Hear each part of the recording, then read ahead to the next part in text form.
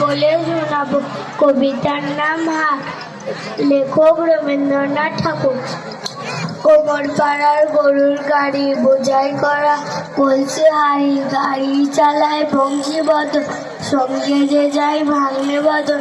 হাট বসেছে শুক্রবারে, বংশী গজ্জে পদ্মা পাড়ি, জিনিসপত্র জুটিয়ে গ্রামের মানুষ বেঁচে কিনে উচ্ছে বেগুন পটল মূলো বেটের বোনা দামাকুল, সর্ষে ছোলা ময়দা আটা, শীতের রেপা নকশা কাটা, ছাঁচড়ি করা বেরি আটা, সব থেকে চাষটা চাটা বলছি ভরা একক ঘুরে মাছি যত বেড়াই উড়ে খড়ের আটি, নৌকো বিয়ে আল্লো কাটে চাষের মেয়ে অন্ধকানায় পথের পরে কান শুনিয়ে ভিক্ষা করে পাড়ার ছেলে স্নানের ঘাটে জল ছিটিয়ে সাঁতার কাটে। নমস্কার।